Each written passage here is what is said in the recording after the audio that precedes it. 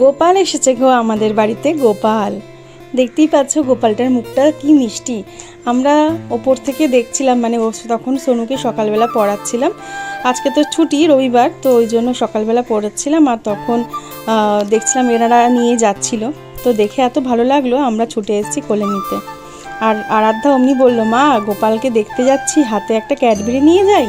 ও সঙ্গে সঙ্গে একটা 5 স্টার সেদিনকে যে এনেছিল অনলাইন থেকে, একটা 5 স্টার হাতে করে নিয়ে চলে এসছে দেবে বলে।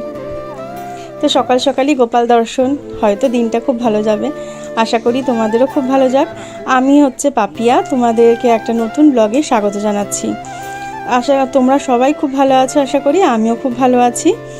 তো আজকে রবিবার, আজকে এখন থেকে আমি ব্লগটা স্টার্ট করছি। ওনারা এসেছিলেন নবদ্বীপ থেকে কিছু অর্থ সাহায্যের জন্য, কারণ ওরা ভক্তদের সেবা দেবে বলেছে। তো তখনই আমাদের নজরে পড়ে, আর আমরা ছুটে গিয়ে গোপালটাকে আদর করছিলাম। তো সাধ্য মতন কিছু সাহায্য করেছি, সেটা পরের কথা। তো যাই হোক, তারপরে তো আরাধ্যা পড়তে চলে গেল, পড়া ছিল।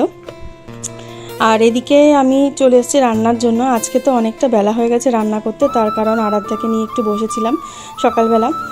আর তার মধ্যে রেখা দিয়েও আসছে না, মানে আমার যে কাজের দিদি সেও আসছে না। তো ওই জন্য সকালের বাসি কাজকর্ম সমস্ত সেরে ঠেরে আমি ভাবলাম রান্নাটা একটু পরেই করব। আর এই করেই আমার দেরিও হয়ে গেছে, যে রান্নাটা এখন তো প্রায় 12টা বেজেই গেছে। কিন্তু আজকে রান্নার সেরকম কোনো ঝামেলাই নেই, কারণ আজকে একদম চটজলদি একটা রেসিপি তোমাদের সাথে শেয়ার করব। অবশ্যই আমরা মানে হেলদি তো অবশ্যই, আর টেস্টিও বটে। তো এরকমভাবে মাংসটা তো কালকেই নিয়ে এসেছিলো, মানে গতকালই নিয়ে এসেছিলো, তোমাদের সঙ্গে শেয়ারই করেছিলাম। কিছু মাছ এনেছিল আর তার সাথে মাংসটাও নিয়ে এসেছিলো। আমি ওটা ফ্রিজ থেকে সকালেই বের করে রেখেছিলাম, বরফটা এখনও ছাড়িনি। দেখো একটা একটা করে আমি বরফ থেকে ওই জন্য মানে মাংসগুলোকে ছাড়াচ্ছিলাম।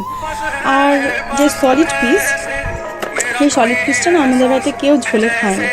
ওটাকে কোনো প্রসেসিং করে হয়, মানে বাটার গার্লিক বা চিলি চিকেন বা পকোড়া যাই হোক এরমভাবে করতে হয়, আদারওয়াইজ ওই চাউমিনে দিতে হয়।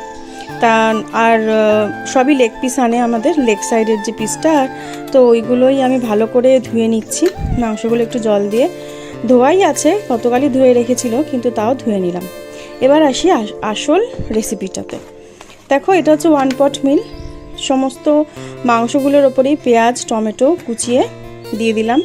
আর আমরা যেহেতু মাংস একটু আলু খেতে পছন্দ করি, আলুটা দিয়ে দিলাম, তোমরা চাইলে নাও দিতে পারো। আর তার সাথে আদা বাটা রসুন বাটা একদমই সামান্য পরিমাণ। মানে কি, আমরা কষা মাংস মানে কড়াইতে যখন করি কষিয়ে রসিয়ে, সেই যে মাংসর ঝোলই করি আর কষাই করি, যে পরিমাণ মশলা দিই সেখানে 4 ভাগের 1 ভাগ এখানে মশলা লাগবে, বুঝতে পেরেছো? তো সেই একদম অল্প অল্প আদা রসুন বাটা, লঙ্কা বাটা, পেঁয়াজ কুচোনো, আদা কুচোনো, একটু হলুদ গুঁড়ো, নুন, আর সামান্য একটু কাশ্মীরি লঙ্কা গুঁড়ো, গরম মশলার গুঁড়ো, আর একটু সর্ষের তেল, একদম 2 চামচের মতন তো সর্ষের তেল, আর ওই 2 চামচের মতন ঘি, মানে মাংসের পরিমাণ অনুযায়ী একদমই অল্প পরিমাণ তেল খাবো তাই জন্য। আর তার সাথে তেজপাতা, আমার কাছে না গুঁড়ো গরম মশলাটা ছিল না, তাই আমি গোটা গরম মশলাটাকে হালকা ক্রাশ করে দিয়ে দিয়েছি। এবারে হচ্ছে মাখার পর্ব। এই মাখার ওপরেই ডিপেন্ড করে মাংসটা কতটা টেস্টি হবে কি হবে না, তার কারণ যত ভালো করে মাখবে মাংসের ভেতরে নুন মশলার গন্ধ সব কিছু সেরকমভাবেই যাবে, আর মাংসটা খেতেও ততটাই টেস্টি হবে। তো ভালো করে আমাকে এখানে মেখে নিতে হবে। আর জানো তো, মাংস তাড়াহুড়ো করে মাখতে গিয়ে না আমার হাতটাই কেটে গেছে মাংসের হাড়ে। তোমরাও যখন মাখবে না একটু সাবধানেই মাখবে, কারণ মাংসের হাড়গুলো না ওই যে ওই চপার দিয়ে কাটা থাকলে সাইডগুলো বড্ড ধার থাকে, তাতে করে হাত কেটে যাওয়ার সম্ভাবনা থাকে। তো ভালো করে মেখে নিতে পারছিলাম না ওই ছোট জায়গায়, তাই জন্য আমি প্রেশার কুকারে তো করব, তাই একবারে ট্রান্সফার করে নিয়ে করে মাখবো, তাই জন্যই প্রেশার কুকারে পুরোটা ঢেলে নিলাম। এবারে ভালো করে একটু মেখে নেব। ভালো করে একটু মেখে নিলে দেখবে পেঁয়াজটা হাতের মাখাতেই নরম হয়ে যাবে, তখনই বুঝবে মাখাটা একদম ঠিক হবে। তো ভালো করে মেখে নিচ্ছি। আর এই মাংসের ঝোলটা না খেতে ধীমান খুব ভালোবাসে। আর আগে আরাধ্যা পছন্দ করতো না, কিন্তু এখন আরাধ্যাও খুব ভালোবাসে। খুব হালকা হয় কিন্তু ভীষণ সুন্দর ফ্লেভার ওঠে, আর তার সাথে ভীষণ সুন্দর টেস্টও হয়। মানে ফ্লেভারটা যে ওঠে না, তাতেই তোমার অর্ধেক পেট ভরে যাবে, এইটুকু কথা দিলাম। তো পরিমাণ মতন জল, পরিমাণটা বলে দিই, মাংস আলুটা অর্ধেক ডুবে অর্ধেক উঠে এরম থাকবে এই পরিমাণ তুমি জলটা দেবে, পুরো ঢেকে যাবে না, কারণ মাংসের থেকেও খেয়াল রাখতে হবে জলটা কিন্তু ছাড়বে।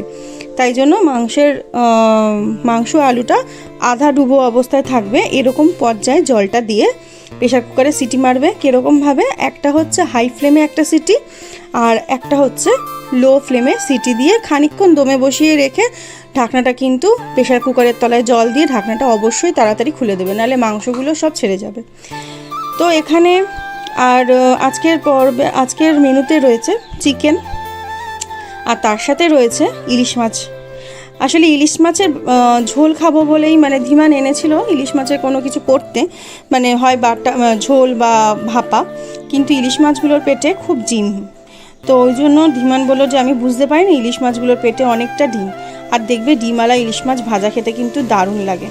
তাই জন্য আমি কি বললাম যে আজকে তাহলে আর ঝোল ঢাল কিছুই করবো না, মাংসের ঝোল তো করছি, ইলিশ মাছগুলো ভাজা করি। অনেক দিন ইলিশ মাছ ভাজা তেল দিয়ে খাওয়া হয়নি, আমাদের যে কি ভালো লাগে ইলিশ মাছের এই তেল, মানে ইলিশ মাছ ভাজার তেলটা দিলে আমাদের আর কিচ্ছু লাগে না, আর ঠিক তাই হয়েছে। তো যাই হোক, এই দেখো মাংসের হচ্ছে এটা ফাইনাল লুক। আমার যেটা দেরি হয়েছে, প্রেশারটা খুলতে একটু দেরি হয়ে গেছে, বুঝেছো? তো প্রেশারটা খুলতে একটু দেরি হয়েছে, তাই জন্য মাংসগুলো একটু নরম হয়ে গেছে। প্রেশারটা যদি ঠিক টাইমে তো খোলা যায়, মাংসগুলো কিন্তু ভাঙে না। আমার একটু মাংসটা নরম হয়ে গেছে, কিন্তু ঝোলগুলো খুব পাতলা হয়েছে। তোমরা যদি চাও তাহলে আর একটু মশলা দিতে পারো, তাহলে ঝোলটা একটু ঘন হবে, কিন্তু আমরা তো জানোই হালকা খাচ্ছি, তাই আমরা হালকা করেই মশলা দিয়েছি। তো এই রকমভাবে ঝোল হচ্ছে, কিন্তু ফ্লেভারটা দারুণ উঠেছে, বিশ্বাস করো, একদম দারুণ। আর যেটা করেছি, ধীমান অল্প একটু চালতা এনেছিল, মানে কাটিয়েই, আমি চালতা কাটতে পারি না, চালতা কাটিয়েই বাজার থেকে নিয়ে এসেছিলো একদম সামান্য। আরও ইচ্ছা হয়েছিল যে চালতার আচার খাবে, তো চালতার আচার খাওয়ার জন্য আমাকে বললো চালতার আচার করতে, আমি তাই একটু করেছিলাম স্নান করতে যাওয়ার আগে, চালতার আচারটা করে স্নান করতে গেছি। আর তো দেখো এখানে এসে, এখন স্নান করে এসে ধীমান ঠাকুর দিচ্ছে, আর আমি এখানে এসে মাছটা ভেজে নিচ্ছি। তো চলো মাছটা ভেজে আমাদের দুপুরের ভোজন পর্বটা সেরে তারপরে তোমাদের সাথে দেখা করছি। ও তো বাবা, ওরে আমার নাক মুখ সব চাপা দিয়ে মেরেই ফেলেছে। বাবা ওঠো, আর ঘুমায় নাকি? সন্ধে হয়ে গেছে তো। বাবা ওঠো ওঠো ওঠো, ওঠো না, ওঠো ওঠো, ওঠো না, ওঠো। এখন হচ্ছে সন্ধে বাজে 7:07। বললো পরে এসে একটু ঘুমিয়ে উঠিয়ে পড়বো, 7:30টার সময় পড়তে বসবো। আমি ডাকছি, উঠছে আর না, অথচ কালকে হিন্দি পরীক্ষা। বাবাই ওঠো, বাবাই, বাবাই, সোনা বাবাই, ও বাবাই, বাবাই গো।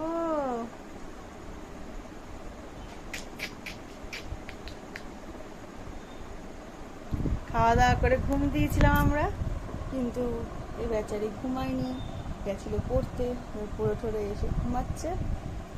এবার ঘুমিয়ে আর উঠতে চাইছে না, এখন বাজে 7:30।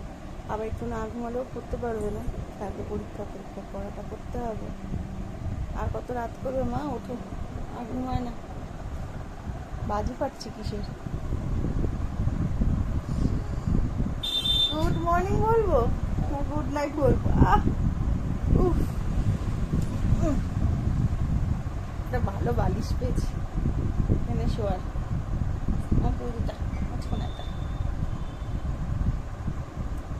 ভালো বালিশ পেয়েছি শোয়ার। এই বাজি ফাটছে কিসের গো, ধূপধাপ করে? হ্যাঁ, ঝুপ ঝাপ করে বাজি ফাটছে বাবা।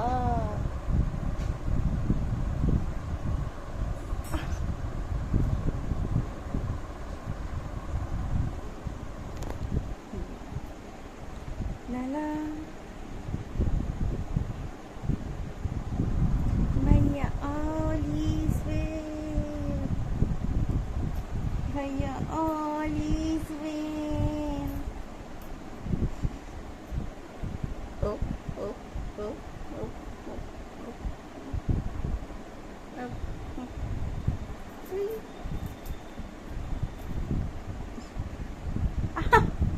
যতটুকু চুল আছে বর্ষায় উঠে যাচ্ছে, আর পুরো টেনে টেনে উঠিয়ে দে। কামড়ে দিয়েছি আর মুখ দিবি, উঠবি উঠবি। আমরা আগে কি বলতাম জানিস, বাঘ দেখলে ভয় ও 6টার সময় পড়ে এসেছে, আর তারপরে তোমার একটু ঘুমাতে পারিনি আসলে। আমাদের না শুতে শুতে রাত্রিবেলা অনেকটা রাত হয়ে যাচ্ছে 2 দিন ধরে, তাই জন্য সকালে উঠতে হচ্ছে, তাই ঘুমটা কমপ্লিট হয় না আসলে। আফটার আর বাচ্চা তো ওর মানে ক্লান্তিটা ঠিক মানে কাটে না যদি ঠিকঠাক না ঘুমায়, দেখবে কাজও করে না মাথা যদি ঘুমটা না ঠিক হয়। তো ওই জন্য আমাকে বললো, মা আমাকে একটু ঘুমোতে দেবে, আমি পরে আসলে। বললাম ঠিক আছে তুই ঘুমা, আমি ততক্ষণ আমার সন্ধ্যেবেলার কাজগুলো সারিনি। তো আমি সন্ধ্যাবাতি দিয়ে ঠিয়ে চা করে নিয়েছিলাম, আর ওদিকে ও ঘুমোচ্ছিল। তা এখন তো 7:30 বাজে, এখন তো ওকে ওঠাতে হবেই, তাই জন্য ওকে গিয়ে একটু আদর করেই ওঠাচ্ছি। না হলে যদি রেগে বকে ওঠাই তারপরে কিন্তু আর পড়াশোনা আর করতেই চাইবে না, কারণ মেজাজটাই তো 12টা বেজে যাবে, আর মেজাজ ভালো না থাকলে কি পড়তে ইচ্ছা করে। তাই জন্য ওই একটু আদর করেই ওঠানোর চেষ্টা করছি। एक तो এখানে क्वेश्चन, दुकानदार ने किसान को क्या समझाया? दुकानदार ने किसान को समझाया कि मेरे दोस्त सिर्फ चश्मा लगाने से तुम बहुत भोले हो। सिर्फ चश्मा लगाने से कोई लेने से पढ़ना लिखना नहीं आता। चश्मा लगाने से सिर्फ साफ साफ दिखाई देती है। तुम पहले तुम पढ़ना लिखना सीखो, फिर तुम बिना चश्मे के भी फिर तुम्हें बिना चश्मे के भी पढ़ना आ जाएगा। आबार बोल। दुकानदार ने किसान को क्या समझाया? आबार बोल। दुकानदार ने হিন্দি আর বাংলার কোনো টিচার আমি রাখিনি, বাকি সাবজেক্টের মোটামুটি টিচার আছে, কিন্তু এই দুটো সাবজেক্টের কিন্তু আমিই দেখি। তো পরীক্ষার আগের দিন জাস্ট একটু ঝালাই করে নিচ্ছে। আফটার অল এটা 3rd ল্যাঙ্গুয়েজ, অতটাও সড়গড় নয়, অনেকটাই আটকায়, কিন্তু হ্যাঁ লিখতে পারে পড়তেও পারে, কিন্তু ওই মুখস্থ করে বলতে গিয়ে মানে যেমন হয় না আমাদের ফ্লুয়েন্সিটা থাকে না ইংলিশে হিন্দিতে।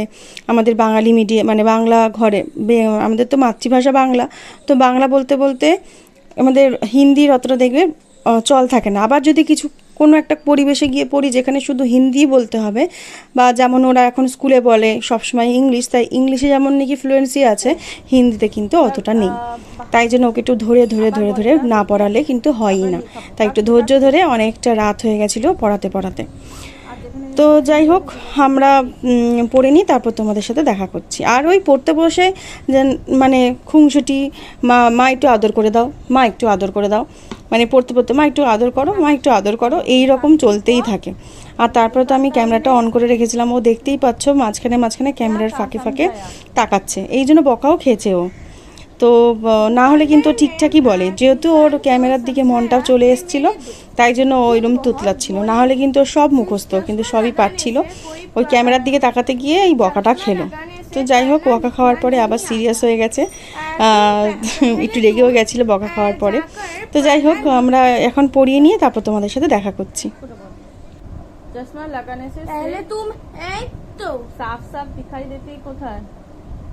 वो सोचता है अगर मेरे पास उसके पास किसान सोचता था, अगर उसके पास भी किसान सोचता था अगर उसके पास भी चश्मा होता तो उसे भी पढ़ना लिखना लोगों की तरह पढ़ना पढ़ सकता। लिखना कोथा থেকে হচ্ছে पढ़ना पढ़ सकता, तो वो भी लोगों की तरह पढ़ सकता। এখানে দেখ ট্রান্সলেট করলেই হয়ে যাবে।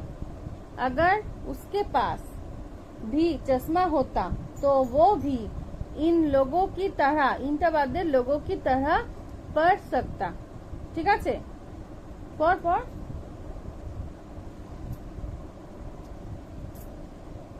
मेरे पास भी चश्मा होता तो मेरे पास हमें अगर किसान सोचता अगर उसके पास चश्मा होता तो वो भी लोगों के तरह पढ़ना पढ़ सकता था।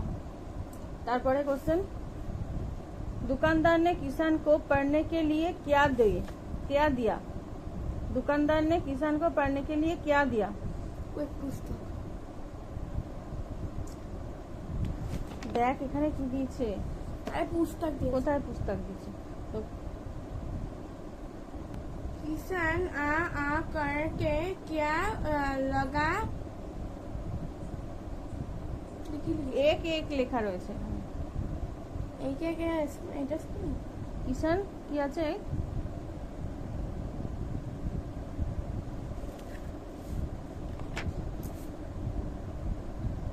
एक एक तो एक ओ पूरा लिखिए। एक एक करके क्या लगा कर देखा? किसान एक एक करके क्या लगा कर देखा? चश्मा। दुकानदार से किसान ने क्या बोला? दुकानदार से किसान ने क्या बोला? किसान ने कहा, যেখান থেকে किसान ने कहा,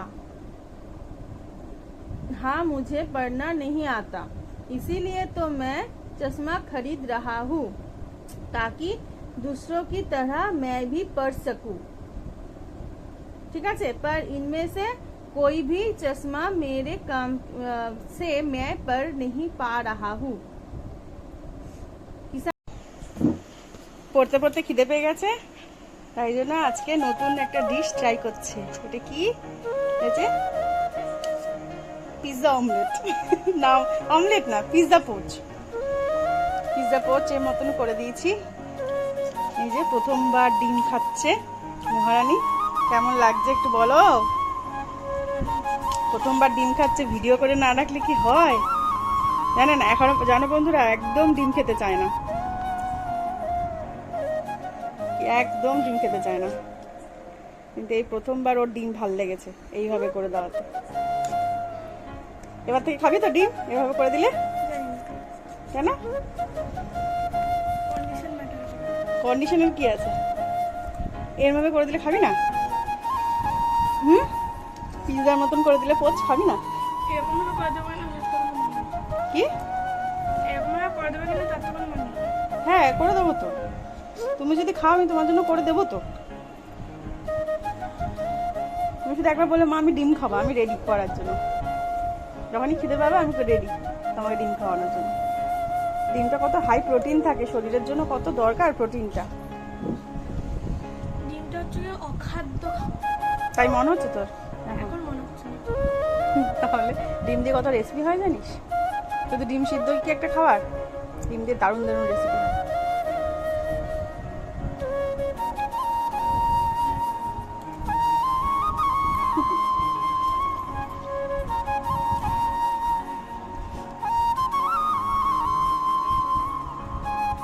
আমার সঙ্গে যুদ্ধ চলতো রীতিমতন, ডিম খাবে না ডিম খাবে না করে। আজকে হঠাৎ এভাবে করে দেওয়া তো ওর খুব ভালো লেগেছে। আমি খাচ্ছিলাম এভাবে করে, তখন বললো মা খুব ভালো লেগেছে আমাকে এটা করে দেবে, তাই জন্য আমি করে দিলাম।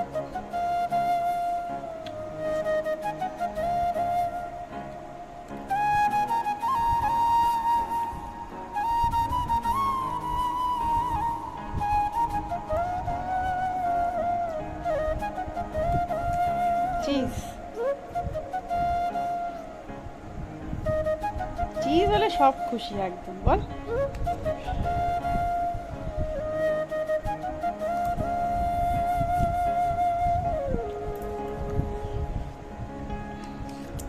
চলো এদিকে আমি ভাতও বসিয়ে দিয়েছি, ভাত ফুটে উঠছে, আর এদিকে মাংসটাও গরম করে নিয়েছি।